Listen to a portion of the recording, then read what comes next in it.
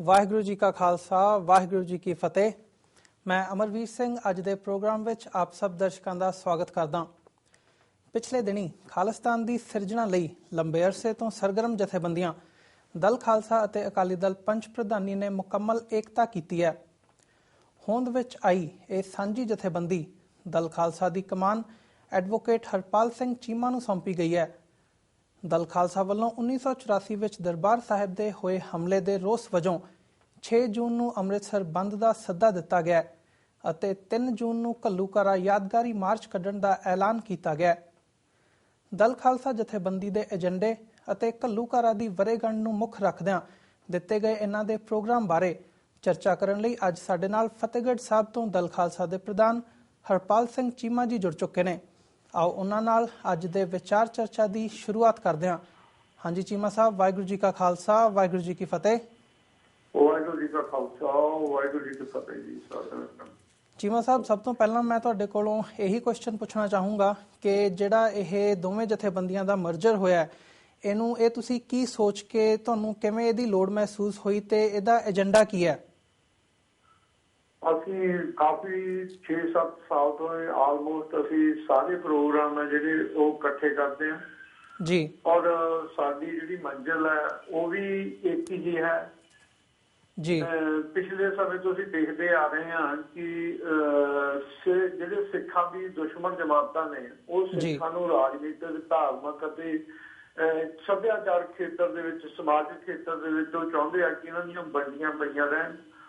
ਬਹੁਤ ਜਥੇਬੰਦੀਆਂ ਜਿਹੜੀਆਂ ਨੇ ਉਹ ਹੋਂਦ ਦੇ ਵਿੱਚ ਆਈਆਂ ਨੇ ਜੀ, ਔਰ ਅਸੀਂ ਸਾਰੇ ਮਹਿਸੂਸ ਕਰਦੇ ਹਾਂ ਕਿ ਜਿੰਨੀਆਂ ਜਥੇਬੰਦੀਆਂ ਜ਼ਿਆਦਾ ਕਿਸੇ ਵੀ ਖੇਤਰ ਦੇ ਵਿੱਚ ਉਹ ਜ਼ਿਆਦਾ ਹੋਂਦ ਦੇ ਵਿੱਚ ਆਉਣਗੀਆਂ, ਉਹਨਾਂ ਦੀ ਜਿਹੜੀ ਸ਼ਕਤੀ ਹੈ ਉਹ ਘਟਦੀ ਹੈ ਜੀ, ਔਰ ਸਿੱਖ ਕੌਮ ਦੇ ਮਸਲੇ ਆ ਜਿਹੜੇ ਉਹ ਦਿਨ ਪਰ ਦਿਨ ਵਧੀ ਜਾਂਦੇ ਆ, ਕਿਉਂਕਿ ਹਰੇਕ ਜਥੇਬੰਦੀ ਦਾ ਇੱਕ ਆਪਣੀ ਅਪਰੋਚ ਹੁੰਦੀ ਹੈ ਕਿਸੇ ਵੀ ਮਸਲੇ ਨੂੰ ਐਡਰੈਸ ਕਰਨ ਦੇ ਲਈ, ਜਾਂ ਆਪਣੀ ਇੱਕ ਉਹ ਸਲਾਹ ਦਿੰਦੇ ਨੇ ਕੌਮ ਨੂੰ ਵੀ ਆਪਾਂ ਨੂੰ ਏਦਾਂ ਹੱਲ ਕਰ ਲੈਣਾ ਚਾਹੀਦਾ ਜੀ। ਸੋ ਅਸੀਂ ਇਹ ਸਮਝਦੇ ਸੀਗੇ ਵੀ ਰਾਜਨੀਤਿਕ ਖੇਤਰ ਦੇ ਵਿੱਚ ਕੰਮ ਕਰਨ ਵਾਲੀਆਂ ਜਥੇਬੰਦੀਆਂ ਨੂੰ ਘਟਾਉਣਾ ਚਾਹੀਦਾ। ਜਿੰਨੇ ਵੀ ਅਸੀਂ ਵੱਧ ਤੋਂ ਵੱਧ ਬੰਦਿਆਂ ਨੂੰ ਇੱਕ ਪਲੇਟਫਾਰਮ ਦੇ ਉੱਤੇ ਇਕੱਠਾ ਕਰ ਸਕੀਏ, ਸਾਨੂੰ ਕਰਨਾ ਚਾਹੀਦਾ ਹੈ ਜੀ।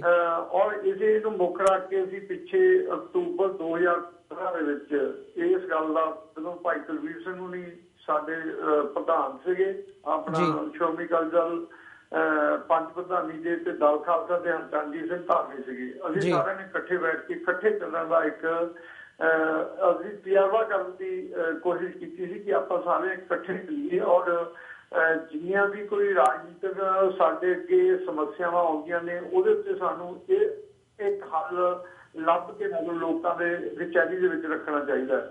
ਸੋ ਅਸੀਂ ਕਈ ਪਿਛਲੇ 6-7 ਮਹੀਨਿਆਂ ਤੋਂ ਇਕੱਠੇ ਚੱਲ ਰਹੇ ਹਾਂ, ਇਕੱਠੇ ਅਸੀਂ ਪ੍ਰੋਗਰਾਮ ਦੇ ਰਹੇ ਹਾਂ ਜੀ, ਔਰ ਅਸੀਂ ਸਮਝਦੇ ਹਾਂ ਕਿ ਹੁਣ ਜ਼ਰੂਰੀ ਹੈ ਕਿ ਇਹਨੂੰ ਇੱਕ ਮੰਚ ਦੇ ਉੱਤੇ ਇਕੱਠਾ ਕਰ ਦੇਣਾ ਚਾਹੀਦਾ ਹੈ ਜੀ। ਚੀਮਾ ਸਾਹਿਬ, ਇਹਦਾ ਤੁਸੀਂ ਆਉਣ ਵਾਲੇ ਸਮੇਂ ਦੇ ਵਿੱਚ ਫਿਊਚਰ ਕੀ ਦੇਖਦੇ ਹੋ ਜਥੇਬੰਦੀ ਦਾ? ਮਤਲਬ ਕਿਹੜਾ ਏਜੰਡਾ ਮੁੱਖ ਰੱਖਦਿਆਂ ਤੁਸੀਂ ਸੰਗਤ ਦੇ ਸਾਹਮਣੇ ਜਾਓਗੇ?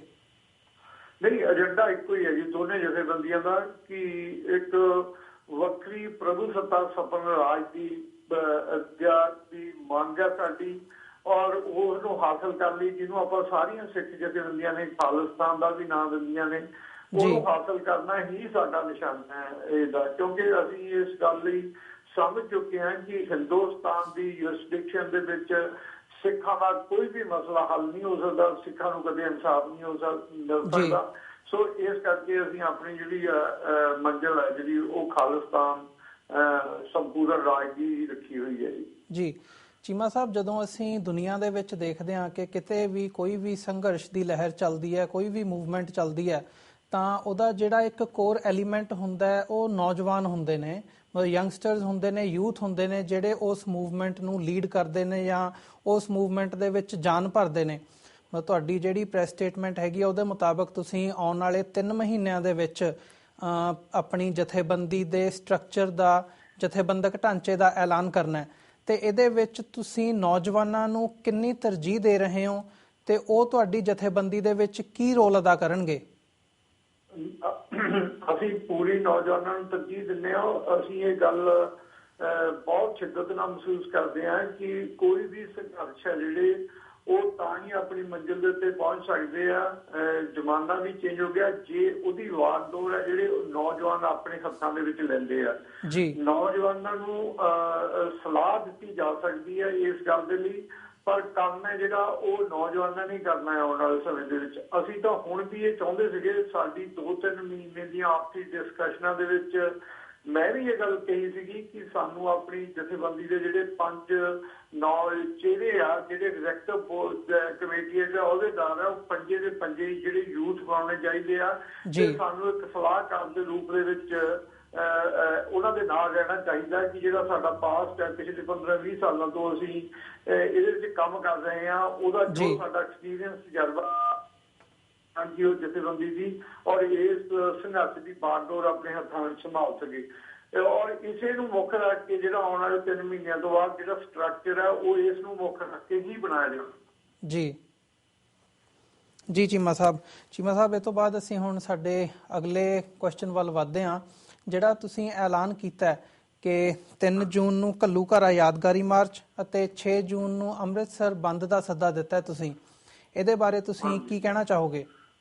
ਦੇਖੋ, ਜਿਹੜਾ ਹਰਿਮੰਦਰ ਸਾਹਿਬ ਦੇ ਉੱਤੇ 1984 ਦਾ ਅਟੈਕ ਹੈ, ਜਿਹਨੂੰ ਆਪਾਂ ਹਰਿਮੰਦਰ ਸਾਹਿਬ ਜਿਹੜਾ ਸਾਕਾ ਵੀ ਕਹਿੰਦੇ ਆ, ਇਸ ਦੇ ਉੱਤੇ ਇਹ ਇੱਕ ਬਹੁਤ ਵੱਡਾ ਦੁਖਾਂਤ ਹੋਇਆ। ਇਸ ਨੇ ਸਾਰੀ ਜਿਹੜੀ ਸਿੱਖਾਂ ਦੀ ਆਉਣ ਵਾਲੀ ਨੀਤੀ ਹੈ, ਸੰਘਰਸ਼ ਨੀਤੀ ਹੈ, ਚੇਂਜ ਕੀਤੀ ਹੈ। ਔਰ ਜਿਹੜੀਆਂ ਜਿਨ੍ਹਾਂ ਨੇ ਸਾਡੇ ਤੇ ਹਮਲਾ ਕੀਤਾ, ਇਸ ਗੱਲ ਦਾ ਜਿਸ ਗਵਰਨਮੈਂਟ ਨੇ, ਜਿਸ ਸਿਸਟਮ ਨੇ, ਉਹਨਾਂ ਦੀ ਇਹ ਪੂਰਨ ਕੋਸ਼ਿਸ਼ ਹੈ ਕਿ ਇਹਨੂੰ ਕਿਸੇ ਨਾ ਕਿਸੇ ਤਰੀਕੇ ਨਾਲ ਇਤਿਹਾਸ ਤੋਂ ਕੱਢਿਆ ਜਾਵੇ ਜਾਂ ਸਿੱਖਾਂ ਦੇ ਮਨਾਂ ਦੇ ਉੱਤੇ ਜਿਹੜੇ ਡੂੰਘੇ ਜ਼ਖਮ ਲੱਗੇ ਆ ਕਿਸੇ ਤਰੀਕੇ ਨਾਲ ਮਲਮ ਲਾ ਕੇ ਉਹਨੂੰ ਬਾਹਰ ਇਸ ਜਾਤਾਂ ਚੋਂ ਬਾਹਰ ਕੱਢਿਆ ਜਾਵੇ ਸਿੱਖ ਕੌਮ ਨੂੰ। ਅਸੀਂ ਬਿਲਕੁਲ ਇਹ ਗੱਲ ਦੱਸਣੀ ਚਾਹੁੰਦੇ ਹਾਂ ਕਿ ਤੁਸੀਂ ਉਹ ਕੰਮ ਮਾੜਾ ਦੁਖਾਂਤ ਕੀਤਾ ਹੈ ਜਿਹੜਾ ਸਿੱਖ ਕੌਮ ਕਦੇ ਭੁੱਲ ਨਹੀਂ ਸਕਦੀ। ਔਰ ਸਾਡਾ ਆਜ਼ਾਦੀ ਦਾ ਜਿਹੜਾ ਸੰਘਰਸ਼ ਹੈ ਉਹ ਇੱਥੋਂ ਸ਼ੁਰੂ ਹੋਇਆ ਔਰ ਅਸੀਂ ਇਸ ਸੰਘਰਸ਼ ਨੂੰ ਅੱਗੇ ਲੈ ਕੇ ਜਾਵਾਂਗੇ। ਔਰ ਇਹ ਦੁਖਾਂਤ ਹੈ ਜਿਹੜਾ, ਚਾਹੇ 1984 ਦਾ ਸਿੱਖ ਕਤਲੇਆਮ ਹੋਵੇ ਨਵੰਬਰ 'ਚ, ਜਾਂ ਉਹ ਹਰਿਮੰਦਰ ਸਾਹਿਬ ਹਮਲਾ ਹੋਵੇ ਜੂਨ ਦੇ ਵਿੱਚ, ਉਹ ਸਾਡੇ ਮਨਾਂ ਤੇ ਉਤਰਿਆ। ਔਰ ਇਹਦਾ ਹਿਸਾਬ ਕਿਤਾਬ ਅਸੀਂ ਆਪਣੀ ਵੱਖਰੀ ਸਿੱਖ ਸਟੇਟ ਲੈ ਕੇ ਜ਼ਰੂਰ ਹਰ ਹਾਲ ਦੇ ਵਿੱਚ ਲਵਾਂਗੇ। ਸੋ ਇਸ ਸੰਬੰਧ ਵਿੱਚ ਅਸੀਂ ਆਏ ਸਾਲ ਕੱਲ ਖਾਲਸਾ ਜਿਹੜਾ 6-7 ਸਾਲਾਂ ਤੋਂ ਪ੍ਰੋਗਰਾਮ ਕਰਦੇ ਹੁੰਦੇ ਆ ਔਰ ਅਸੀਂ ਮਾਰਚ ਕਰਦੇ ਹਾਂ, ਜਿਹੜਾ ਸੋਗਬਾਈ ਮਾਰਚ ਹੈ, ਜਿਹਨੂੰ ਆਪਾਂ ਕਹਿੰਦੇ ਹਾਂ ਘੱਲੂਘਾਰਾ ਯਾਦਗਾਰੀ ਮਾਰਚ ਹੈ ਜਿਹੜਾ। ਔਰ ਇਸ ਮਾਰਚ ਦੇ ਵਿੱਚ ਨੌਜਵਾਨ ਵੱਧ ਗਿਣਤੀ ਦੇ ਵਿੱਚ ਸ਼ਾਮਲ ਹੁੰਦੇ ਆ। 6 ਜੂਨ ਨੂੰ ਮਤਲਬ ਉੱਥੇ ਦਰਬਾਰ ਸਾਹਿਬ ਦੇ ਵਿੱਚ ਭੋਗ ਪੈਂਦਾ, ਇਸ ਅਖੰਡ ਪਾਠ ਸਾਹਿਬ ਦਾ ਉਹ ਸ਼ਹੀਦਾਂ ਦੀ ਯਾਦ ਦੇ ਵਿੱਚ, ਉਹਦੇ ਵਿੱਚ ਸ਼ਾਮਲ ਹੋਈਦਾ। ਅਸੀਂ ਕਈ ਸਾਲਾਂ ਤੋਂ ਇੱਕ ਅੰਮ੍ਰਿਤਸਰ ਬੰਦ ਦਾ ਸੱਦਾ ਦਿੰਦੇ ਹਾਂ। ਦੇਖੋ, ਬੰਦ ਦਾ ਸੱਦਾ ਸਿਰਫ ਅਸੀਂ ਇਸ ਕਰਕੇ ਦਿੰਦੇ ਹਾਂ, ਇਹ ਹੀ ਇੱਕ ਡੈਮੋਕ੍ਰੈਟਿਕ ਢੰਗ ਦੇ ਵਿੱਚ ਸਭ ਤੋਂ ਵੱਡਾ ਇੱਕ ਭਰਵਾਂ ਮਤਲਬ ਰੋਸ ਮੁਜ਼ਾਹਰਾ ਕਰਨ ਦੀ ਗੱਲ ਹੁੰਦੀ ਹੈ ਜਦੋਂ ਆਪਾਂ ਇਹ ਗੱਲ ਕਰਦੇ ਹਾਂ ਕਿ ਅਸੀਂ ਇਸ ਸੰਬੰਧ ਦੇ ਵਿੱਚ ਬੰਦ ਦਿੰਦੇ ਹਾਂ। ਸਾਨੂੰ ਵੀ ਪਤਾ ਇਸ ਗੱਲ ਦੇ ਲਈ, ਅਸੀਂ ਵੀ ਮਹਿਸੂਸ ਕਰਦੇ ਹਾਂ ਕਿ ਇਹ ਜਿਹੜੀ ਚੀਜ਼ ਹੈ ਮੰਨ ਲਓ ਇਹਨੂੰ ਕੋਈ ਵੱਖਰਾ ਰੂਪ ਦੇਣਾ ਚਾਹੀਦਾ, ਪਰ ਐਤਕੀ ਅਸੀਂ ਇਹੀ ਦੇ ਰਹੇ ਹਾਂ। ਦੇਖਾਂਗੇ ਅਗਲੇ ਸਾਲ ਅਸੀਂ ਇਹਨਾਂ ਸਮਾਗਮਾਂ ਦੇ ਪ੍ਰਤੀ ਕੀ ਅਸੀਂ ਅਗਲੀ ਆਪਣੀ ਰਣਨੀਤੀ ਬਣਾਵਾਂਗੇ, ਜ਼ਰੂਰ ਵੱਖਰੀ ਕੁਛ ਕਰਾਂਗੇ। ਪਰ ਇਹਨਾਂ ਦਿਨਾਂ ਦੇ ਵਿੱਚ ਅੱਜ ਕੱਲ੍ਹ ਸਿਰਫ ਅਸੀਂ ਉਸ ਮਾਰਚ ਦੀ, ਉਸ ਘੱਲੂਘਾਰੇ ਦੀ ਯਾਦ ਨੂੰ ਮਤਲਬ ਇਹ ਦਰਸਾਉਣ ਲਈ ਔਰ ਆਪਣਾ ਜਿਹੜਾ ਰੋਸ ਹੈ ਉਹਨੂੰ ਉਸ ਨੂੰ ਲੋਕਾਂ ਤੱਕ ਪਹੁੰਚਾਉਣ ਦੇ ਲਈ, ਗੌਰਮੈਂਟਾਂ ਤੱਕ ਪਹੁੰਚਾਉਣ ਦੇ ਲਈ ਇਹ ਅੰਮ੍ਰਿਤਸਰ ਬੰਦ ਦਾ ਜਿਹੜਾ ਸੱਦਾ ਦਿੰਦੇ ਆ, ਪਹਿਲਾਂ ਵੀ ਦਿੱਤਾ ਤੇ ਵੀ ਦਿੱਤਾ ਜੀ। ਚੀਮਾ ਸਾਹਿਬ, ਤੁਸੀਂ ਜ਼ਿਕਰ ਕੀਤਾ ਵੀ ਹਰ ਸਾਲ ਪਿਛਲੇ 5-6 ਸਾਲਾਂ ਤੋਂ ਦਲ ਖਾਲਸਾ ਜਥੇਬੰਦੀ ਇਹੀ ਸੇਮ ਪ੍ਰੋਗਰਾਮ ਦੇ ਰਹੀ ਹੈ ਤੇ ਤੁਸੀਂ ਸੋਚ ਰਹੇ ਹੋ ਵੀ ਇਹਨੂੰ ਕੋਈ ਨਵੀਂ ਰੂਪਰੇਖਾ ਦੇਣੀ ਚਾਹੀਦੀ ਹੈ ਤਾਂ ਕਿ ਉਹਦਾ ਇਫੈਕਟ ਜਿਹੜਾ ਹੈਗਾ ਉਹ ਜ਼ਿਆਦਾ ਹੋ ਸਕੇ, ਲੋਕਾਂ ਤੱਕ ਵੀ ਗੱਲ ਪਹੁੰਚ ਸਕੇ ਤੇ ਸਰਕਾਰਾਂ ਤੱਕ ਵੀ ਗੱਲ ਪਹੁੰਚ ਸਕੇ। ਇਹਦੇ ਬਾਰੇ ਤੁਹਾਡੇ ਦਿਮਾਗ ਦੇ ਵਿੱਚ ਕੀ ਹੈਗਾ? ਤੁਸੀਂ ਕੀ ਪਲਾਨ ਕਰ ਰਹੇ ਹੋ ਕਿ ਆਉਣ ਵਾਲੇ ਸਮੇਂ ਦੇ ਵਿੱਚ ਤੁਸੀਂ ਜੋ ਚੇਂਜ ਲੈ ਕੇ ਆਉਣੀ ਚਾਹੁੰਦੇ ਹੋ? ਦੇਖੋ, ਮੈਂ ਇਹ ਮਹਿਸੂਸ ਕਰਦਾ ਕਿ ਖਾਲਿਸਤਾਨ ਦੀ ਲਹਿਰ ਨੂੰ ਹਿੰਦੁਸਤਾਨ ਦੇ ਮੀਡੀਏ ਨੇ ਜਾਂ ਹਿੰਦੁਸਤਾਨ ਦੇ ਜਿਹੜੇ ਹਾਕਮਰਾਨ ਨੇ, ਇਹਨਾਂ ਦੇ ਨੀਤੀਕਾਰ ਦੇ ਨੂੰ ਕ੍ਰਿਮੀਨਲ ਕ੍ਰਾਈਮ ਦੇ ਨਾਲ ਜੋੜ ਦਿੱਤਾ। ਇਸ ਸੰਘਰਸ਼ ਨੂੰ, ਪਿਛਲੇ ਸਾਡੇ ਸੰਘਰਸ਼ ਨੂੰ 84 ਤੋਂ ਬਾਅਦ ਜਿਹੜਾ 92 ਜਾਂ ਹੁਣ ਤੱਕ ਲੜਿਆ ਜਾਂਦਾ, ਉਹਨੂੰ ਹਮੇਸ਼ਾ ਹੀ ਕ੍ਰਾਈਮ ਨਾਲ ਜੋੜਦੇ ਆ। ਦੇਖੋ ਕਿਤੇ ਵੀ ਕੋਈ ਏਦਾਂ ਦੀ ਘਟਨਾ ਵਾਪਰਦੀ ਹੈ ਤੇ ਇਹਨਾਂ ਦਾ ਮਕਸਦ ਹੁੰਦਾ ਕਿ ਉੱਥੇ ਖਾਲਿਸਤਾਨ ਦੇ ਨਾਅਰੇ ਲਵਾਏ ਜਾਣ, ਤੇ ਗੋਲੀਆਂ ਚੱਲ ਗਈਆਂ ਤਾਂ ਖਾਲਿਸਤਾਨ ਦੇ ਨਾਅਰੇ ਮਾਰ ਦਿੱਤੇ। ਕਈ ਲੋਕ ਇਸ ਨੂੰ ਅਣਭੋਲਿਆ ਹੀ ਕਰੀ ਜਾਂਦੇ ਨੇ ਮਤਲਬ, ਔਰ ਕਈ ਲੋਕ ਇਸ ਨੂੰ ਬਿਲਕੁਲ ਇਹ ਦੇਖ ਕੇ ਕਰਦੇ ਆ ਕਿ ਇਸ ਨੂੰ ਬਦਨਾਮ ਕੀਤਾ ਜਾਵੇ, ਇਹ ਸਮਝ ਕੇ ਕਰਦੇ ਆ। ਜਦੋਂ ਤੱਕ ਅਸੀਂ ਗਰਾਊਂਡ ਲੈਵਲ ਦੇ ਉੱਤੇ ਜਾ ਕੇ ਪਿੰਡਾਂ ਦੇ ਵਿੱਚ ਨੌਜਵਾਨ ਜਿਹੜਾ ਖਾਲਿਸਤਾਨ ਦਾ ਅਸਲੀ ਅਕਸ਼ ਹੈ ਔਰ ਖਾਲਿਸਤਾਨ ਲਹਿਰ ਦਾ ਮਤਲਬ ਜਿਸ ਤਰੀਕੇ ਨਾਲ ਹਿੰਦੁਸਤਾਨ ਦੀ ਗਵਰਨਮੈਂਟ ਨੇ, ਸਿਸਟਮ ਨੇ ਉਹਨੂੰ ਬਦਨਾਮ ਕਰਨ ਦੇ ਲਈ ਕ੍ਰਾਈਮ ਦੇ ਨਾਲ ਜੋੜਿਆ ਹੋਇਆ, ਸੰਤ ਜਰਨੈਲ ਸਿੰਘ ਖਾਲਸਾ ਪਿੰਡਾਂ ਵਾਲਿਆਂ ਨੂੰ ਸਦਾ ਹੀ ਇੱਕ ਟੈਰਰਿਸਟ ਦੇ ਰੂਪ ਦੇ ਵਿੱਚ ਪੇਸ਼ ਕੀਤਾ ਜਾਂਦਾ। ਜਦੋਂ ਤੱਕ ਇਹ ਅਕਸ਼ ਅਸੀਂ ਗਰਾਊਂਡ ਲੈਵਲ ਦੇ ਉੱਤੇ ਜਾ ਕੇ ਸੁਧਾਰਨ ਦੀ ਕੋਸ਼ਿਸ਼ ਨਹੀਂ ਕਰਦੇ ਤਾਂ ਅਸੀਂ ਸੋਚਦੇ ਹਾਂ ਕਿ ਇਹ ਜਿਹੜੀ ਸਾਡੀ ਲਹਿਰ ਹੈ ਇਹ ਪ੍ਰਚੰਡ ਰੂਪ ਦੇ ਵਿੱਚ ਲੋਕਾਂ ਦੇ ਸਾਹਮਣੇ ਨਹੀਂ ਆ। ਇਹਦੀ ਆਪਣੀ ਮੰਜ਼ਿਲ ਤੱਕ ਵਧਣ ਦੇ ਲਈ ਜਿਹੜਾ ਕਾਫਲਾ ਆ ਇਹ ਸਹਿਜ ਕਦਮਾਂ ਨਾਲ, ਪੂਰੀ ਰਫਤਾਰ ਨਾਲ, ਤੇਜ਼ ਤਾਜ਼ਗੀ ਨਾਲ ਨਹੀਂ ਵੱਧ ਸਕਦਾ ਜਦੋਂ ਤੱਕ ਇਹ ਚੀਜ਼ਾਂ ਜਿਹੜੀਆਂ ਨੇ ਇਸ ਲਹਿਰ ਦੇ ਨਾਲੋਂ ਨਹੀਂ ਹਟਾਈਆਂ ਜਾਂਦੀਆਂ। ਸੰਤ ਦੀ ਰੂਪ ਚਿਹਰਾ ਸੀ ਜੋ ਸੰਤਾਂ ਦੀ ਸੋਚ ਸੀ ਇਸ ਸਮਾਜ ਦੇ ਪ੍ਰਤੀ, ਸਿੱਖਾਂ ਦੇ ਪ੍ਰਤੀ, ਉਹ ਅਸਲੀ ਰੂਪ ਨਹੀਂ ਸੰਤਾਂ ਦਾ ਲੈ ਕੇ ਆਇਆ ਜਾਂਦਾ। ਜਾਂ ਖਾਲਿਸਤਾਨ ਦੀ ਲਹਿਰ ਦਾ ਜਿਹੜਾ ਅੰਦਰ ਉਹਨਾਂ ਦਾ ਇੱਕ ਸੰਵਿਧਾਨ ਹੈ ਵੀ ਕਿੱਦਾਂ ਦਾ ਸਿਸਟਮ ਹੋਊਗਾ, ਜਦੋਂ ਤੱਕ ਉਹ ਨਹੀਂ ਅਸੀਂ ਲੈ ਕੇ ਲੋਕਾਂ ਦੇ ਅੱਗੇ ਆਉਂਦੇ ਅਸੀਂ ਵੱਖਰੇ ਕਿਵੇਂ ਆ ਹਿੰਦੁਸਤਾਨ ਦੇ ਨਾਲੋਂ, ਉਦੋਂ ਤੱਕ ਇਹ ਲਹਿਰ ਹੈ ਜਿਹੜੀ ਨਹੀਂ ਚੱਲ ਸਕਦੀ। ਸੋ ਇਸ ਸੰਬੰਧ ਵਿੱਚ ਅਸੀਂ ਗਰਾਊਂਡ ਲੈਵਲ ਦੇ ਉੱਤੇ ਕੰਮ ਹੋਣਾ ਚਾਹੀਦਾ ਜੀ। ਨਹੀਂ, ਇਹ ਤੁਸੀਂ ਗੱਲ ਕੀਤੀ ਹੈ ਵਿਜ਼ਨ ਦੀ ਕਿ ਕੀ ਹੋਣਾ ਚਾਹੀਦਾ, ਕਿ ਕੀ ਤਬਦੀਲੀ ਆਉਣੀ ਚਾਹੀਦੀ ਹੈ, ਕਿਵੇਂ ਕ੍ਰਾਈਮ ਦੇ ਨਾਲ ਇਸ ਮੂਵਮੈਂਟ ਨੂੰ, ਖਾਲਿਸਤਾਨ ਦੀ ਮੂਵਮੈਂਟ ਨੂੰ ਐਸੋਸੀਏਟ ਕੀਤਾ ਗਿਆ ਤੇ ਉਹਨੂੰ ਕਿਵੇਂ ਦੂਜਾ ਮਤਲਬ ਜਿਹੜਾ ਸਾਡਾ ਪੱਖ ਹੈਗਾ ਉਹ ਲੋਕਾਂ ਤੱਕ ਪਹੁੰਚਾਇਆ ਜਾਣਾ ਚਾਹੀਦਾ। ਇਹ ਹੋ ਗਈ ਗੱਲ ਵਿਜ਼ਨ ਦੀ। ਪਰ ਮੇਰਾ ਜਿਹੜਾ ਸਵਾਲ ਸੀਗਾ ਤੁਹਾਡੇ ਕੋਲੋਂ ਉਹ ਇਹ ਸੀ ਕਿ ਇਹਨੂੰ ਇੰਪਲੀਮੈਂਟ ਕਰਨ ਲਈ ਤੁਹਾਡੇ ਦਿਮਾਗ ਦੇ ਵਿੱਚ ਕੀ ਹੈ ਤੇ ਤੁਹਾਡੀ ਜਥੇਬੰਦੀ ਇਹੋ ਜਿਹਾ ਕੀ ਕਰੂਗੀ, ਕੀ ਕਾਰਜ ਕੀ ਕਰੂਗੀ ਜਿਹੜਾ ਕਿ ਇਹਨੂੰ ਅਸੀਂ ਅਮਲ ਦੇ ਵਿੱਚ ਲਿਆਂਦਾ ਜਾ ਸਕੇ?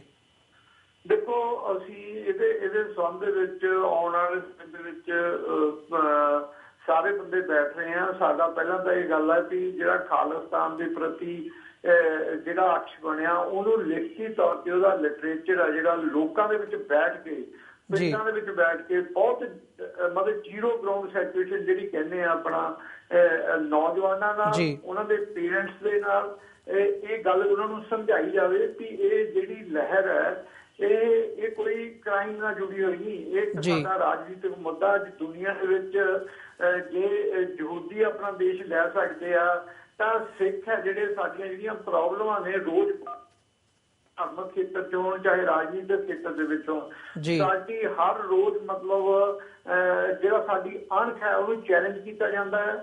ਔਰ ਇਸ ਸਾਰੀ ਹੀ ਜਿਹੜੀਆਂ ਪ੍ਰੋਬਲਮਸ ਨੇ ਉਹਦਾ ਹੱਲ ਹੈ ਜਿਹੜਾ ਉਹ ਇੱਕ ਆਪਣਾ ਰਾਜ ਭਾਗ ਹੈ। ਤੇ ਜਿਹੜਾ ਸਾਡਾ ਰਾਜ ਭਾਗ ਹੋਊਗਾ ਉਹ ਕਿਸ ਤਰੀਕੇ ਨਾਲ ਜਿਸ ਸਿਸਟਮ ਦੇ ਵਿੱਚ ਅਸੀਂ ਹੁਣ ਰਹਿ ਰਹੇ ਹਾਂ ਉਸ ਸਿਸਟਮ ਦੇ ਨਾਲੋਂ ਕਿਵੇਂ ਵੱਖਰਾ ਹੋਊਗਾ, ਇਹਨੂੰ ਇਹ ਮਤਲਬ ਵਿਚਾਰ ਚਰਚਾ ਵਿਸ਼ਾ ਜਿਵੇਂ ਆਪਾਂ ਖੁੱਲ੍ਹ ਚਰਚਾ ਕਹਿੰਦੇ ਹਾਂ ਨੌਜਵਾਨਾਂ ਦੇ ਨਾਲ ਬੈਠ ਕੇ ਇਸ ਸੰਬੰਧ ਵਿੱਚ ਚਰਚਾ ਕਰਨੀ ਹੀ ਅਸੀਂ ਸਮਝਦੇ ਹਾਂ ਵੀ ਜਦ ਤੱਕ ਅਵੇਅਰਨੈਸ ਨਹੀਂ ਇਹਦੀ ਲਿਆਂਦੀ ਜਾਏਗੀ ਲੋਕਾਂ ਦੇ ਵਿੱਚ ਉਦੋਂ ਤੱਕ ਇਹ ਨਹੀਂ ਚੱਲ ਸਕਦਾ। ਜਿਹੜੇ ਪ੍ਰੋਗਰਾਮ ਕਰਨੇ ਆ ਜਿੱਦਾਂ ਆਪਾਂ 3 ਦਾ ਸੱਦਾ ਦੇ ਦਿੱਤਾ, ਅੰਮ੍ਰਿਤਸਰ ਬੰਦ ਦਾ ਸੱਦਾ ਦੇ ਦਿੱਤਾ, ਠੀਕ ਹੈ, ਇੱਕ ਜਿਹੜਾ ਸਾਡਾ ਵਿਰੋਧੀ ਹੈਗਾ ਸਾਡਾ ਐਨਮੀ ਉਹਨੂੰ ਇੱਕ ਤਰੀਕੇ ਦੇ ਨਾਲ ਅਸੀਂ ਦਰਸਾਉਂਦੇ ਹਾਂ ਕਿ ਸਾਡੀ ਹੋਂਦ ਹੈ, ਪਰ ਉਹ ਹੋਂਦ ਲੰਬੇ ਸਮੇਂ ਦੇ ਉੱਤੇ ਤਾਂ ਹੀ ਉਹ ਇੱਕ ਅਮਲ ਦਾ ਰੂਪ ਲਿਆ ਸਕਦੀ ਹੈ ਜਾਂ ਕਾਫਲਾ ਬਣ ਸਕਦੀ ਹੈ ਜੇ ਅਸੀਂ ਲੋਕਾਂ ਦੇ ਵਿੱਚ ਥੱਲੇ ਪੱਧਰ ਦੇ ਉੱਤੇ ਆਮ ਜਨਤਾ ਦੇ ਵਿੱਚ ਜਾ ਕੇ ਵੀ ਅਵੇਅਰਨੈਸ ਲੈ ਕੇ ਆਈਏ। ਸੋ ਅਸੀਂ ਸੋਚਦੇ ਹਾਂ ਕਿ ਸਾਨੂੰ ਕੋਈ ਵੀ 1 ਮਹੀਨੇ 'ਚ ਕੁਛ ਦਿਨ ਏਦਾਂ ਦੇ ਜਿਹੜੇ ਆ 1 ਹਫ਼ਤਾ ਜਾਂ 1.5 ਦਿਨ ਵੀ ਅਸੀਂ ਕਰ ਸਕਦੇ ਹਾਂ ਉਹ ਇੱਕ ਕਿਸੇ ਸਾਈਟ ਤੋਂ ਜਾਂ ਇਸ ਪਿੰਡਾਂ ਦੇ ਵਿੱਚ ਜਾ ਕੇ ਇਹਦਾ ਪ੍ਰਚਾਰ ਕੀਤਾ ਜਾਵੇ ਪ੍ਰਚਾਰਕ ਦੇ ਤੌਰ ਤੇ। ਜੀ ਚੀਮਾ ਸਾਹਿਬ, ਤੁਸੀਂ ਗੱਲ ਕੀਤੀ ਹੈ ਵੀ ਜਿਹੜੀਆਂ ਸਾਡੀਆਂ ਸਿੱਖ ਕੌਮ ਦੇ ਜਿਹੜੀਆਂ ਮੁਸ਼ਕਲਾਂ ਹੈਗੀਆਂ ਨੇ ਉਹ ਰਾਜਨੀਤਿਕ ਮੁਸ਼ਕਲਾਂ ਨੇ ਤੇ ਤੁਸੀਂ ਇਹਨੂੰ ਰਾਜਨੀਤੀ ਦੇ ਨਾਲ ਜੋੜ ਕੇ ਦੇਖ ਰਹੇ ਹੋ ਜਿੰਨੀਆਂ ਕਿ ਤੁਹਾਡੀਆਂ ਗੱਲਾਂ ਤੋਂ ਮੈਂ ਹੁਣ ਤੱਕ ਸਮਝ ਸਕਿਆ। ਪਰ ਐਟ ਦ ਸੇਮ ਟਾਈਮ ਤੁਸੀਂ ਰਾਜਨੀਤੀ ਤੋਂ ਕਿਨਾਰਾ ਕੀਤਾ ਹੈ। ਤੁਸੀਂ ਕਿਹਾ ਵੀ ਅਸੀਂ ਚੋਣਾਂ ਨਹੀਂ ਲੜਨੀਆਂ, ਤੇ ਮਤਲਬ ਇਹਨੂੰ ਦੋਵਾਂ ਨੂੰ ਤੁਸੀਂ ਕਿਵੇਂ ਦੇਖਦੇ ਹੋ? ਤੁਹਾਡਾ ਇਹ ਫੈਸਲਾ ਆਉਣ ਵਾਲੇ ਸਮੇਂ ਦੇ ਵਿੱਚ ਤੁਸੀਂ ਇਹਨੂੰ ਕਿਵੇਂ ਇੰਪਲੀਮੈਂਟ ਕਰੋਗੇ ਤੇ ਇਹਦੇ ਵਿੱਚੋਂ ਤੁਸੀਂ ਕੀ ਵਿਜ਼ਨ ਲੈ ਕੇ ਅੱਗੇ ਤੁਰ ਰਹੇ ਹੋ? ਨਹੀਂ, ਰਾਜਨੀਤੀ ਚੋਣਾਂ ਤੋਂ ਕਿਨਾਰਾ ਕਰਨਾ ਰਾਜਨੀਤੀ ਤੋਂ ਬਾਹਰ ਜਾਣ ਵਾਲੀ ਗੱਲ ਨਹੀਂ ਹੈ ਜੀ। ਤੁਸੀਂ ਆਪਣੇ ਤੌਰ ਦੇ ਉੱਤੇ ਇਹਦੇ ਇੱਕ ਪ੍ਰੈਸ਼ਰ ਗਰੁੱਪ ਦੇ ਤੌਰ ਦੇ ਉੱਤੇ ਆਪਣੀ ਕਮਿਊਨਿਟੀ ਦੇ ਵਿੱਚ ਕਿਸੇ ਵੀ ਲਹਿਰ ਨੂੰ ਜਗਾ ਸਕਦੇ ਹੋ। ਹਰੇਕ ਬੰਦਾ ਕੋਈ ਚੋਣਾਂ ਤੋਂ ਬਿਨਾਂ ਵੀ ਰਾਜਨੀਤੀ ਕਰ ਸਕਦਾ। ਅਸੀਂ ਆਪਣੀ ਮੈਂ ਤਾਂ ਕਹਿੰਦਾ ਵੀ ਹੁੰਦੀ ਚੋਣਾਂ ਤੋਂ ਬਿਨਾਂ ਰਾਜਨੀਤੀ ਹੈ।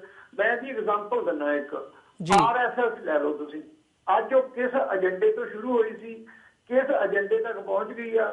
ਸਿੱਧੇ ਤੌਰ ਦੇ ਉੱਤੇ RSS ਕਦੇ ਨਾ ਤਾਂ ਕਿਸੇ ਚੋਣ ਮੁਹਿੰਮ ਦੇ ਵਿੱਚ ਹਿੱਸਾ ਲਿਆ ਅੱਜ ਤੱਕ ਉਹਨਾਂ ਨੇ, ਨਾ ਕਿਸੇ ਚੋਣ ਮੁਹਿੰਮ ਦਾ ਪਾਰਟ ਬਣੇ ਆ ਉਹ ਇਸ ਗੱਲ ਦੇ ਲਈ। ਉਹਨਾਂ ਨੇ ਇੱਕ ਕੇਡਰ ਕਾਇਮ ਕੀਤਾ, ਉਹਨਾਂ ਨੇ ਕੇਡਰ ਬੇਸਡ ਪਾਰਟੀ ਹੈ ਜਿਹੜੀ ਆਪਣੇ ਇੱਕ ਸਿਧਾਂਤ ਨੂੰ ਲੈ ਕੇ ਚੱਲੀ ਹੋਈ ਆ।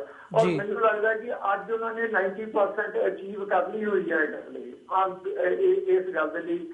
ਤਾਂ ਹੀ ਹਿੰਦੁਸਤਾਨ ਦੇ ਹਾਕਮ ਦੇਖੋ, ਉਹਨਾਂ ਦਾ ਜਿੰਨਾ ਵੀ ਏਜੰਡਾ ਆ ਉਹ RSS ਦੇ ਹੀ ਮਤਲਬ ਇਸ਼ਾਰਿਆਂ ਦੇ ਉੱਤੇ ਉਹ ਚੱਲ ਰਹੇ ਆ। ਔਰ ਜੋ RSS ਦਾ ਏਜੰਡਾ ਅੱਜ ਉਹ ਹਿੰਦੁਸਤਾਨ ਦਾ ਏਜੰਡਾ ਬਣ ਚੁੱਕਿਆ ਨਾਲ। ਪਰ ਉਹਨਾਂ ਦੇ ਹੀ ਕਾਰਕੁਨ, ਉਹਨਾਂ ਦੇ ਹੀ ਪ੍ਰਚਾਰਕ ਸਟੇਟਾਂ ਦੇ ਵਿੱਚ ਚੀਫ ਮਿਨਿਸਟਰ, ਪ੍ਰਾਈਮ ਮਿਨਿਸਟਰ ਬਣੇ ਬੈਠੇ ਆ। ਸੋ ਇਹ ਨਹੀਂ ਕਿ ਗੱਲ ਕਿ ਅਸੀਂ ਚੋਣਾਂ ਦੇ ਵਿੱਚ ਹਿੱਸਾ ਜੇ ਨਹੀਂ ਲੈਂਦੇ ਤੇ ਅਸੀਂ ਜਿਹੜੀ ਰਾਜਨੀਤਿਕ ਨਹੀਂ ਰਹੇ ਜਾਂ ਅਸੀਂ ਰਾਜਨੀਤੀ ਤੋਂ ਬਾਹਰ ਹੋ ਗਏ ਆ। ਸਾਡਾ ਖਾਲਿਸਤਾਨ ਦਾ ਨਿਸ਼ਾਨਾ ਰਾਜਨੀਤਿਕ, ਖਾਲਸਾ ਰਾਜ ਦਾ ਨਿਸ਼ਾਨਾ ਰਾਜਨੀਤਿਕ ਨਿਸ਼ਾਨਾ, ਸਾਡੀ ਕੌਮ ਦੇ ਲਈ ਨਿਸ਼ਾਨਾ। ਪਰ ਇਹ ਕੋਈ ਜ਼ਰੂਰੀ ਨਹੀਂ ਹੈ ਕਿ ਤੁਸੀਂ ਇਸ ਨਿਸ਼ਾਨੇ ਨੂੰ ਸਿਰਫ ਚੋਣਾਂ ਦੇ ਨਾਲ ਜੋੜ ਕੇ ਹੀ ਦੇਖਿਆ ਜਾਵੇ ਜੀ। ਸੋ ਇਸ ਕਰਕੇ ਅਸੀਂ ਇੱਕ ਕੇਡਰ ਬੇਸਡ ਜਿਹੜੀ ਮੁਹਿੰਮ ਹੈ ਉਹ ਪੰਜਾਬ ਦੇ ਵਿੱਚ ਚਲਾਉਣਾ ਚਾਹੁੰਦੇ ਹਾਂ ਜੀ। ਚੀਮਾ ਸਾਹਿਬ, ਨਾਲ ਹੀ ਤੁਸੀਂ ਕਿਹਾ ਕਿ ਤੁਸੀਂ SGPC ਚੋਣਾਂ ਲੜਨ ਬਾਰੇ ਸੋਚੋਗੇ। ਹਾਲਾਂਕਿ ਜਿਹੜੀਆਂ ਪਾਰਲੀਮੈਂਟ ਦੀਆਂ ਚੋਣਾਂ ਹੈਗੀਆਂ ਨੇਗੀਆਂ ਉਹ ਤੁਸੀਂ ਲੜਨ ਤੋਂ ਕਿਨਾਰਾ ਕੀਤਾ, ਪਰ SGPC ਚੋਣਾਂ ਤੁਸੀਂ ਲੜਨ ਦਾ ਫੈਸਲਾ ਕੀਤਾ ਵੀ ਤੁਸੀਂ ਉਹਦੇ ਬਾਰੇ ਵਿਚਾਰ ਕਰੋਗੇ। ਇਹਨਾਂ ਦੋਵਾਂ ਨੂੰ ਤੁਸੀਂ ਕਿਵੇਂ ਵੱਖ ਕਰਕੇ ਦੇਖਦੇ ਹੋ? ਦੇਖੋ, ਇਹ ਹਰੇਕ ਬੰਦੇ, ਹਿੰਦੁਸਤਾਨ 'ਚ ਰਹਿਣ ਵਾਲੇ ਹਰੇਕ ਸਿੱਖ ਦੀ ਇੱਕ ਮਜਬੂਰੀ ਹੈ, ਇੱਕ ਕੰਪਲਸ਼ਨਸ ਹੁੰਦੀਆਂ ਨੇ ਕੁਛ। ਤੇ ਆਦਮੀ ਨੂੰ ਜਿਉਣ ਦੇ ਲਈ, ਸਿੱਖ ਨੂੰ ਜਿਉਣ ਦੇ ਲਈ ਡਰਾਈਵਿੰਗ ਲਾਇਸੈਂਸ ਵੀ ਬਣਾਉਣਾ ਪਏਗਾ, ਉਹਨਾਂ ਨੂੰ ਰੈਵਨਿਊ ਐਕਟੀਵੇਸ਼ਨ ਲਈ ਕੰਮ ਕਰਨੇ ਪੈਣਗੇ, ਉਹਨਾਂ ਨੂੰ ਆਪਣੇ ਬੱਚੇ ਆ ਜਿਹੜੇ ਸਕੂਲਾਂ 'ਚ ਵੀ ਪੜ੍ਹਾਉਣੇ ਪੈਣਗੇ।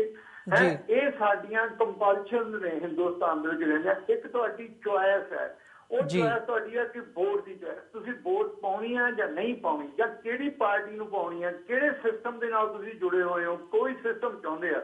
ਇਹ ਜਿਹੜੀਆਂ ਗੱਲਾਂ ਤੁਸੀਂ ਜਿੱਦਾਂ ਸ਼੍ਰੋਮਣੀ ਗੁਰਦੁਆਰਾ ਪ੍ਰਬੰਧਕ ਕਮੇਟੀ ਦੇ ਵਿੱਚ ਹਿੱਸਾ ਲੈਣ ਦੀ ਗੱਲ ਕਹੀ ਆ, ਸਾਡੇ ਸਮਾਜ ਦੇ ਵਿੱਚ ਪਤਤ ਹੋਣਾ ਇੰਨਾ ਵੱਧ ਚੁੱਕਿਆ, ਨਸ਼ਿਆਂ ਦਾ ਐਡਾ ਬੜਾ ਰੁਝਾਨ ਹੈ। ਅੱਜ ਅਸੀਂ ਇਹ ਸੋਚਦੇ ਹਾਂ ਕਿ ਇਹ ਇੱਕ ਸ਼੍ਰੋਮਣੀ ਗੁਰਦੁਆਰਾ ਪ੍ਰਬੰਧਕ ਕਮੇਟੀ ਏਦਾਂ ਦੀ ਜਥੇਬੰਦੀ ਸੀ ਜਿਸ ਨੇ ਗੁਰਦੁਆਰਾ ਸਾਹਿਬ ਦਾ ਪ੍ਰਬੰਧ ਕਰਨਾ ਸੀਗਾ ਤੇ ਸਮਾਜ ਦੇ ਹੋਰ ਕੰਮ ਹੈ ਜਿਹੜੇ ਸਿੱਖ ਸਿਧਾਂਤਾਂ ਦੇ ਨਾਲ ਮੇਲ ਕਰਦੇ ਆ, ਲੋਕਾਂ ਦੀ ਸਿਹਤ ਦਾ ਖਿਆਲ ਰੱਖਣਾ, ਲੋਕਾਂ ਨੂੰ ਗਿਆਨ ਵੰਡਣਾ, ਇਹ ਉਹਨਾਂ ਦੇ ਦੂਜੇ ਕੰਮ ਸੀਗੇ। ਜਿਸ ਦੇ ਸ਼੍ਰੋਮਣੀ ਗੁਰਦੁਆਰਾ ਪ੍ਰਬੰਧਕ ਕਮੇਟੀ ਦੇ ਅੱਜ ਦੀ ਜਿਹੜੀ ਪ੍ਰਬੰਧਕ ਕਮੇਟੀ ਆ ਉਹ ਰਾਜਨੀਤਿਕ ਲੋਕਾਂ ਦੇ ਹੱਥਾਂ ਦੇ ਵਿੱਚ ਹੋਣ ਕਰਕੇ ਉਹ ਅਸਲੀ ਜਿਹੜੀ ਉਹਨਾਂ ਦੀ ਦਾ ਫਰਜ਼ ਬਣਦਾ ਸੀ ਉਹ ਤੋਂ ਭੁੱਲ ਕੇ ਸਿਰਫ ਇੱਕ ਰਾਜਨੀਤਿਕ ਤੌਰ ਤੇ ਹੀ ਕੰਮ ਕਰ ਰਹੀ ਹੈ। ਔਰ ਆਪਣੇ ਜਿਹੜੇ ਜਿਨ੍ਹਾਂ ਦੇ ਨਾਲ ਉਹਨਾਂ ਦਾ ਸੰਬੰਧ ਹੈ, ਜਿਹੜੇ ਪਾਰਟੀ ਦੇ ਨਾਲ ਜੁੜੇ ਹੋਏ ਆ ਉਸ ਪ੍ਰਬੰਧਕ ਕਮੇਟੀ ਆ, ਉਹ ਉਹਨਾਂ ਦੀ ਹੀ ਖੁਆਇਸ਼ਾਂ ਨੂੰ ਪੂਰੀਆਂ ਕਰਨ ਦੇ ਲਈ ਸਾਰਾ ਕੰਮ ਕੀਤਾ। ਇਸੇ ਕਰਕੇ ਸਾਡੇ ਤਾਕਤਾਂ ਦੀ ਬੇਰਹਿਮਤੀ ਹੋਈ, ਜਥੇਦਾਰਾਂ ਦਾ ਕਿਰਦਾਰ ਡਿੱਗਿਆ, ਹੁਕਮਨਾਮਿਆਂ ਵਰਗੀ ਪਰੰਪਰਾਵਾਂ ਦਾ ਸੱਤਿਆਨਾਸ਼ ਹੋਇਆ। ਸੋ ਇਹ ਇੱਕ ਸਾਡੀ ਕਮਿਊਨਿਟੀ ਬੇਸਡ ਗੱਲ ਹੈ ਜਿਹਦੇ ਲਈ ਜਦ ਤੱਕ ਸਾਡਾ ਦੇਸ਼ ਨਹੀਂ ਬਣਦਾ, ਜਦੋਂ ਤੱਕ ਸਾਨੂੰ ਹਰ ਹਾਲਤ ਦੇ ਵਿੱਚ ਉਸ ਦੇ ਵਿੱਚ ਰਹਿਣਾ ਹੀ ਪਊਗਾ। ਸਾਡੀ ਕੰਪਲਸ਼ਨ ਬਣ ਚੁੱਕੀ ਹੈ। ਔਰ ਜੇ ਅਸੀਂ ਉਹਦੇ ਹਿੱਸਾ ਨਹੀਂ ਲੈਂਦੇ, ਜੇ ਉਸ ਨੂੰ ਅਸੀਂ ਰਾਜਨੀਤਿਕ ਜਾਲ ਤੋਂ ਨਹੀਂ ਮੁਕਤ ਕਰਾਉਂਦੇ ਔਰ ਲੋਕਾਂ ਦੇ ਵਿੱਚ ਨਹੀਂ ਜਾਂਦੇ, ਤੇ ਇਹ ਸਾਡੇ ਜਿਹੜੀ ਸਮਾਜ ਦੇ ਉੱਤੇ ਸਪੈਸ਼ਲੀ ਬਹੁਤ ਵੱਡਾ ਅਸਰ ਪੈ ਰਿਹਾ। ਪਤਤ ਹੋ ਰਹੇ ਆ ਬੱਚੇ, ਨਸ਼ਿਆਂ ਵੱਲ ਰੁਝਾਨ ਜਾ ਰਿਹਾ ਸਾਰਾ, ਸਿੱਖੀ ਦੇ ਜਿਹੜੇ ਅਕੀਦੇ ਹੀ ਬਦਲ ਗਏ, ਉਹਦਾ ਸਿਧਾਂਤ ਨੂੰ ਬਦਲਣ ਦੀ ਕੋਸ਼ਿਸ਼ ਕੀਤੀ ਜਾ ਰਹੀ ਹੈ, ਸਾਡੀਆਂ ਪਰੰਪਰਾਵਾਂ ਜਿਹੜੀਆਂ ਦਾਅ ਦੇ ਉੱਤੇ ਲੱਗ ਰਹੀਆਂ ਨੇ।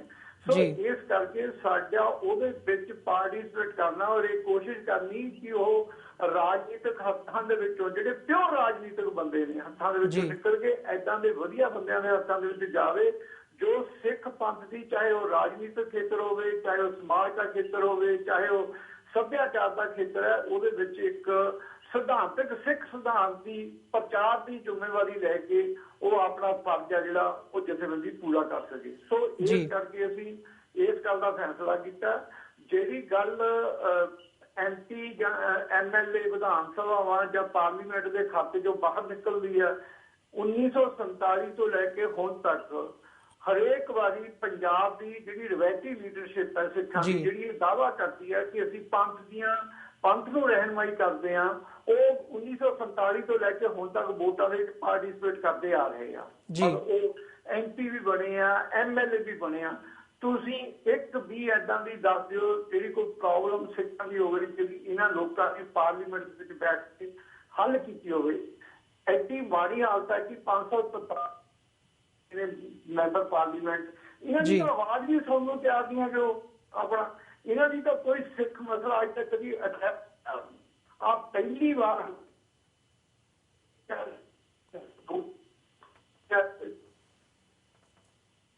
ਸ਼੍ਰੋਮਣੀ ਕਮੇਟੀ ਦਾ ਉਹ ਵੀ ਸਿਰਫ ਇਸ ਕਰਕੇ ਕੀਤਾ ਕਿ ਅੱਜ ਪੰਜਾਬ ਦੇ ਵਿੱਚ ਅਕਾਲੀ ਦਲ ਤੇ BJP ਦਾ ਜਿਹੜਾ ਗੱਠਜੋੜ ਹੈ ਉਹ ਰਾਹ ਤੇ ਲੱਗਿਆ ਹੋਇਆ।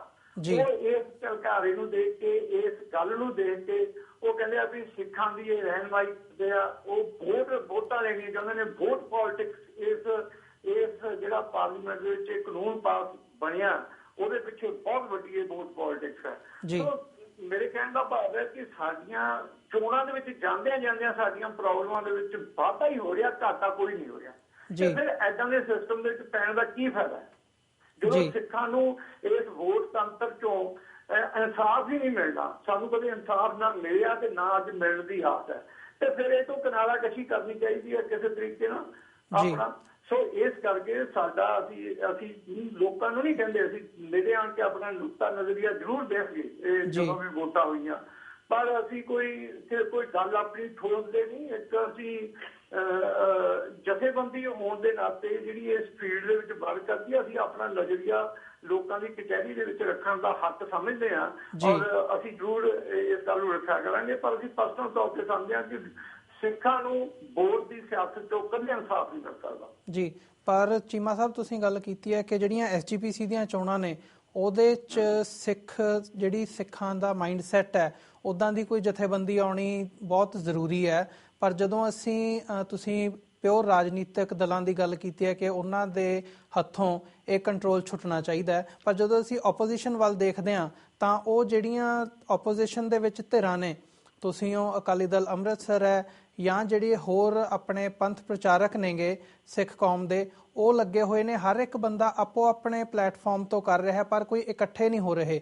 ਕੀ ਤੁਸੀਂ ਕੀ ਕੌਮ ਤੁਹਾਡੇ ਵੱਲ ਇਸ ਨਜ਼ਰੀਏ ਨਾਲ ਦੇਖ ਸਕਦੀ ਹੈ ਕਿ ਆਉਣ ਵਾਲੀਆਂ SGPC ਚੋਣਾਂ ਦੇ ਵਿੱਚ ਜਿਹੜੀਆਂ ਪੰਥ ਪ੍ਰਸਤ ਧਿਰਾਂ ਨੇ ਉਹ ਇਕੱਠੇ ਹੋ ਕੇ ਇੱਕ ਮਿਨੀਮਮ ਏਜੰਡੇ ਦੇ ਉੱਤੇ ਇਕੱਠੇ ਹੋ ਕੇ ਪੰਥ ਨੂੰ ਕੋਈ ਪਲੇਟਫਾਰਮ ਦੇ ਸਕਣਗੀਆਂ? ਮੈਨੂੰ 1 ਮਿੰਟ ਦੇ ਵਿੱਚ ਦਾ ਜਵਾਬ ਦਿਓ, ਸਾਡਾ ਸਮਾਂ ਸਮਾਪਤੀ ਵੱਲ ਜਾ ਰਿਹਾ ਜੀ।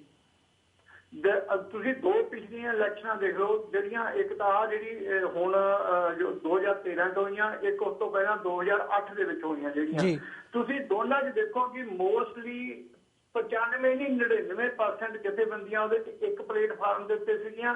ਇੱਕ ਜਥੇਬੰਦੀ ਆ ਜਿਹੜੀ ਉਹ ਉਸ ਪਲੇਟਫਾਰਮ ਤੋਂ ਬਾਹਰ ਸੀਗੀ, ਇੱਕ ਜਥੇਬੰਦੀ ਉਸ ਪਲੇਟਫਾਰਮ ਤੋਂ ਬਾਹਰ ਸੀ, ਬਾਕੀ ਸਾਰੀਆਂ ਜਥੇਬੰਦੀਆਂ ਇੱਕ ਪਲੇਟਫਾਰਮ ਦੇ ਉੱਤੇ ਖੜੀਆਂ ਸੀਗੀਆਂ। ਮਤਲਬ ਅਸੀਂ ਪੂਰਨ ਪਹਿਲਾਂ ਵੀ ਕੋਸ਼ਿਸ਼ ਕੀਤੀ ਆ, ਅਸੀਂ ਅੱਜ ਵੀ ਪੂਰਨ ਕੋਸ਼ਿਸ਼ ਕਰਾਂਗੇ ਇਸ ਗੱਲ ਦੀ ਕਿ ਕੋਈ ਪਲੇਟਫਾਰਮ ਬਣਾਇਆ ਜਾਵੇ। ਸਾਡਾ ਆਪ ਆਉਣ ਦਾ ਕੋਈ ਇਰਾਦਾ ਨਹੀਂ ਹੈਗਾ ਕਿ ਅਸੀਂ ਆਪ ਆਣ ਕੇ ਮੋਢੇ ਹੋ ਕੇ ਕੋਈ ਸੀਟਾਂ ਦੀ ਵੰਡ ਲਈਏ ਜਾਂ ਲਈਏ। ਸਾਡਾ ਇਹੀ ਨਿਸ਼ਚਾ ਆ ਕਿ ਚਾਹੇ ਅਸੀਂ ਬਾਹਰ ਰਹੀਏ ਪਰ ਪਲੇਟਫਾਰਮ ਇੱਕ ਬਣ ਜਾਏ। ਜਦੋਂ ਇੱਕ ਬਦਕਿਸਮਤੀ ਆ, ਮੈਂ ਤਾਂ ਤੁਹਾਨੂੰ ਐਗਜ਼ਾਮਪਲ ਦਿੱਤੀ ਹੈ ਕਿ ਤੁਸੀਂ 2013 ਦਾ ਤੇ 2008 ਦਾ ਇਤਿਹਾਸ ਦੇਖੋ, ਉਹ ਚੋਣਾਂ ਦਾ ਕੱਢ ਕੇ ਵੀ ਉਸ ਚੋਣਾਂ ਦੇ ਪੀਰੀਅਡ ਦੇ ਵਿੱਚ ਕੀ ਹੋਇਆ ਤੇ ਤੁਹਾਨੂੰ ਆਪਣੇ ਆਪ ਪਤਾ ਲੱਗ ਜਾਏਗਾ ਤੇ ਉਸ ਦੇ ਡਿਸੀਜਨ ਦੇ ਵਿੱਚ ਕੌਣ ਬੰਦੇ ਦੋਸ਼ੀ ਨੇ ਕਿ ਇੱਕ ਥਾਂ ਦੇ ਉੱਤੇ ਪਲੇਟਫਾਰਮ ਦੇ ਉੱਤੇ ਇੱਕ ਸਿੱਖਾਂ ਨੂੰ ਨਾਲ ਖੜੇ ਕਰਨ ਦੇ ਲਈ। ਸੋ ਅਸੀਂ ਅੱਜ ਵੀ ਇਹਦੀ ਕੋਸ਼ਿਸ਼ ਕਰਾਂਗੇ, ਆਉਣ ਵਾਲੀਆਂ ਚੋਣਾਂ ਜਦੋਂ ਵੀ ਕਿਤੇ ਹੋਈਆਂ ਉਦੋਂ ਅਸੀਂ ਪੂਰੀ ਕੋਸ਼ਿਸ਼ ਕਰਾਂਗੇ ਕਿ ਇੱਕ ਪਲੇਟਫਾਰਮ ਜਿਹੜੇ ਸਵਾਰਥੀ ਲੋਕ ਨੇ ਉਹਨਾਂ ਨੂੰ ਕੱਢ ਕੇ ਨਿਰਸਵਾਰਥ ਲੋਕਾਂ ਦਾ ਬਣਾਇਆ ਜਾਵੇ, ਜਿਨ੍ਹਾਂ ਦਾ ਸਿਰਫ ਇੱਕੋ ਮਕਸਦ ਹੈ ਕਿ ਆਪਾਂ ਸ਼੍ਰੋਮਣੀ ਗੁਰਦੁਆਰਾ ਪ੍ਰਬੰਧਕ ਕਮੇਟੀ ਜਿਸ ਪਰਪਸ ਲਈ ਬਣੀ ਹੋਈ ਆ ਸਿੱਖਾਂ ਦੀ, ਉਸ ਪਰਪਸ ਦੇ ਲਈ ਕੰਮ ਕਰੇ, ਨਾ ਕਿ ਕਿਸੇ ਰਾਜਨੀਤਿਕ ਦਲ ਦਾ ਠੋਕਾ ਬਣ ਕੇ ਕੰਮ ਕਰੇ। ਜੀ, ਚੀਮਾ ਸਾਹਿਬ ਤੁਹਾਡਾ ਬਹੁਤ ਬਹੁਤ ਧੰਨਵਾਦ ਕਿ ਤੁਸੀਂ ਆਪਣੇ ਵਿਚਾਰ ਸਾਡੇ ਦਰਸ਼ਕਾਂ ਨਾਲ ਸਾਂਝੇ ਕੀਤੇ। ਇਸੇ ਦੇ ਨਾਲ ਅਸੀਂ ਤੁਹਾਡੇ ਕੋਲੋਂ ਇਜਾਜ਼ਤ ਲੈਂਦੇ ਹਾਂ ਜੀ। ਵਾਹਿਗੁਰੂ ਜੀ ਕਾ ਖਾਲਸਾ, ਵਾਹਿਗੁਰੂ ਜੀ ਕੀ ਫਤਿਹ। ਵਾਹਿਗੁਰੂ ਜੀ ਕਾ ਖਾਲਸਾ, ਵਾਹਿਗੁਰੂ ਜੀ ਕੀ ਫਤਿਹ ਜੀ। ਦਰਸ਼ਕੋ, ਇਸੇ ਦੇ ਨਾਲ ਅਸੀਂ ਸਾਡਾ ਸਮਾਂ ਵੀ ਸਮਾਪਤੀ ਵੱਲ ਜਾ ਰਿਹਾ। ਇਹ ਚੀਮਾ ਸਾਹਿਬ ਸੀਗੇ, ਦਲ ਖਾਲਸਾ ਦੇ ਨਵੇਂ ਬਣੇ ਨੇਗੇ ਜਿਹੜੇ ਪ੍ਰਧਾਨ, ਤੇ ਇਹਨਾਂ ਦਾ ਮੰਨਣਾ ਹੈ ਕਿ ਜਿਹੜਾ ਖਾਲਿਸਤਾਨ ਦਾ ਏਜੰਡਾ ਹੈ ਇਹਨੂੰ ਗਲਤ ਪ੍ਰਚਾਰਿਆ ਜਾ ਰਿਹਾ ਤੇ ਉਸ ਪ੍ਰਚਾਰ ਨੂੰ ਨੈਗੇਟ ਕਰਨ ਲਈ ਸਾਨੂੰ ਲੋੜ ਹੈ, ਜਿਹੜਾ ਕਿ ਇਹਨਾਂ ਨੇ ਪ੍ਰਣ ਕੀਤਾ ਕਿ ਇਹਨਾਂ ਦੀ ਜਥੇਬੰਦੀ ਗਰਾਊਂਡ ਪੱਧਰ ਦੇ ਉੱਤੇ, ਜ਼ਮੀਨੀ ਪੱਧਰ ਦੇ ਉੱਤੇ ਜਾ ਕੇ ਉਹਦੇ ਉੱਤੇ ਪਿੰਡ ਜਾ ਕੇ ਇਹਦੇ ਤੇ ਕੰਮ ਕਰੇਗੀ। ਤੇ ਨਾਲ ਹੀ SGPC ਚੋਣਾਂ ਦੇ ਵਿੱਚ ਵੀ ਅਸੀਂ ਉਮੀਦ ਕਰਦੇ ਹਾਂ ਕਿ ਪੰਥਕ ਧਿਰਾਂ ਜਿਹੜੀਆਂ ਹੈਗੀਆਂ ਨੇ ਉਹ ਇਕੱਠੇ ਹੋ ਕੇ ਪੰਥ ਨੂੰ ਕੋਈ ਪਲੇਟਫਾਰਮ ਦੇ ਸਕਣਗੀਆਂ। ਕੀ ਹੁੰਦਾ ਇਹ ਤਾਂ ਆਉਣ ਵਾਲਾ ਸਮਾਂ ਹੀ ਦੱਸੇਗਾ। ਇਸੇ ਦੇ ਨਾਲ ਅਸੀਂ ਅੱਜ ਤੁਹਾਡੇ ਕੋਲੋਂ ਵੀ ਇਜਾਜ਼ਤ ਲੈਂਦੇ ਹਾਂ। ਨਵੇਂ ਸ਼ੋਅ ਲੈ ਕੇ ਕੱਲ ਨੂੰ ਫਿਰ ਤੁਹਾਡੇ ਨਾਲ ਰੂਬਰੂ ਹੋਵਾਂਗੇ ਜੀ। ਵਾਹਿਗੁਰੂ ਜੀ ਕਾ ਖਾਲਸਾ, ਵਾਹਿਗੁਰੂ ਜੀ ਕੀ ਫਤਿਹ।